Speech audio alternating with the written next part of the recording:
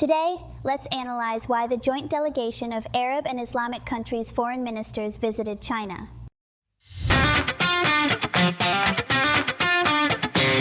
The statement from China's Ministry of Foreign Affairs indicated that China would engage in comprehensive communication and coordination with the delegation to de-escalate the current Israel-Palestine conflict, protect civilians, and collectively resolve the Palestinian issue. China's diplomacy upholds a principle of balance and neutrality, refraining from actively intervening in the affairs of other countries or regions. However, amidst the ongoing escalation of the Israel-Palestine conflict, the joint visit of the Arab Islamic Foreign Ministers delegation, which supports Palestine, and openly discussing a fair resolution to the Palestinian issue with China, indicates that China might be responding to the moral call and assuming a corresponding role in the Middle East. This time, the joint visit of the Arab Islamic delegation carried multiple influencing factors.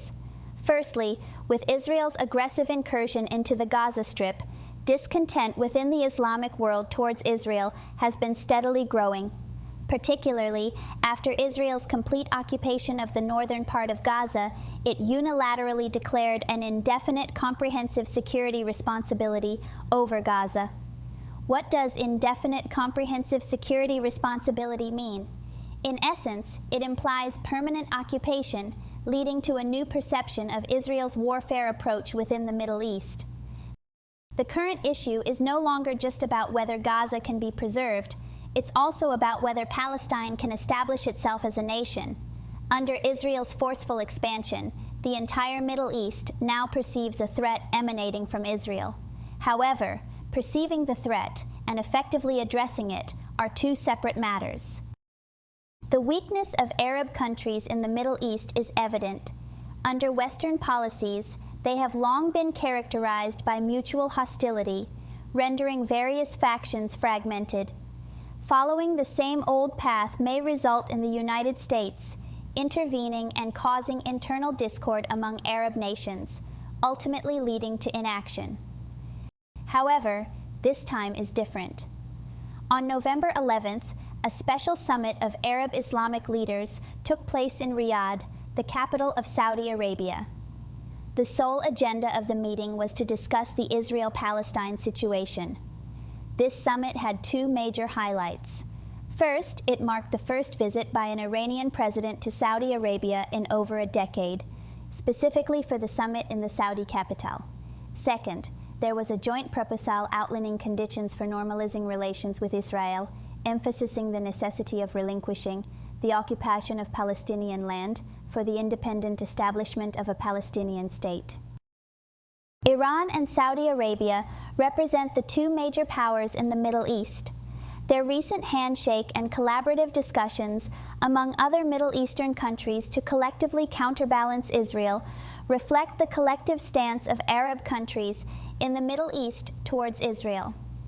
In what was once a fragmented Middle East, the unity fostered by the Saudi-Iranian alliance has raised the Middle East's flag in solidarity against Israel. The question to Israel now is, are you still fearless?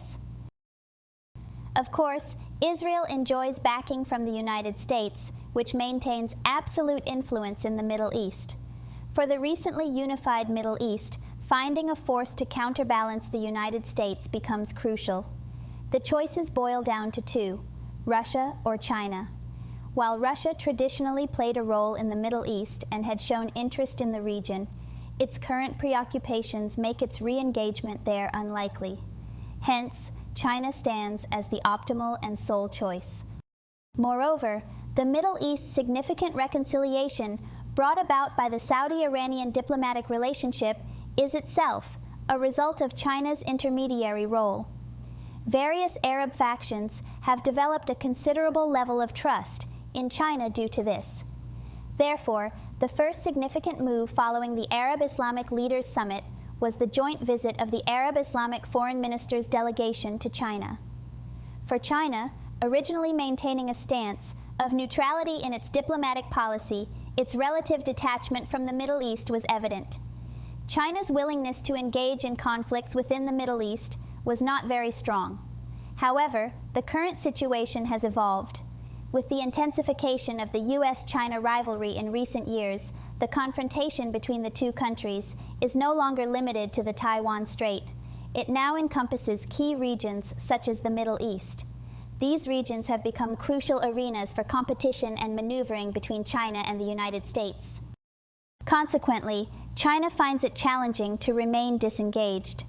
In a more straightforward sense, China's involvement in advancing the Israel-Palestine peace process aligns with China's interests within the global context of rivalry and confrontation between China and the United States.